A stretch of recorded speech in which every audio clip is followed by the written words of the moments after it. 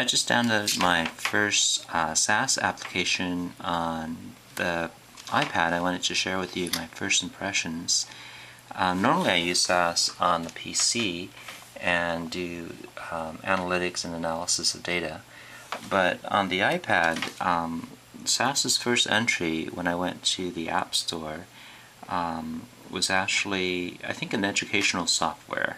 So when I searched for SAS Institute, as you can see here, and the search result comes up with a tool called SAS Flashcards, and I think it's an educational tool where it's not meant for business users, but for what it looks like sixth graders and children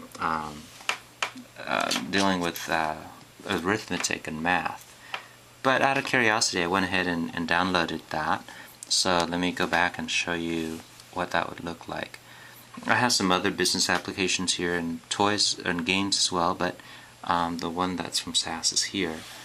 And so this is more of a vertical, I guess the landscape view. It won't work. A lot of programs will actually rotate for you. So in this case, it's only in this vertical portrait type view.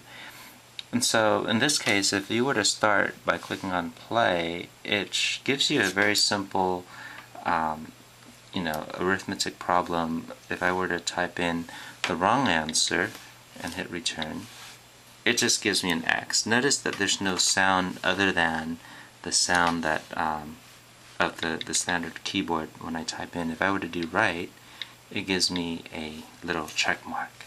And I think that's all there is to it. If I were to go back into the different options down here, there's different, what they call decks, like a deck of cards, and then I can look at additional statistics to the math course I guess I'm working on. There's some simple settings, but not much. I think this is more of like a hello world application for SAS to try out, or maybe the educational department is just testing out how to do an iPad app. It does take advantage of the full screen, but it's not quite meant for children. Well, it's designed for children, but I mean, I gave this to my nephew to play as a children's tool, and as you can see, it makes sounds, and it has lots of colorful things. So let's say if they want to draw something, it makes sounds, and now this is more like something for a child.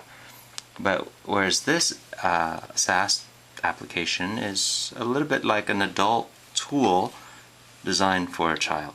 So I'm not sure how big of a hit it will be, but it's interesting that SAS has come out with an iPad application.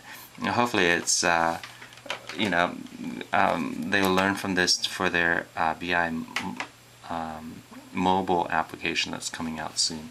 So I'm looking forward to that. But this is my first view of what SAS is working on the iPad.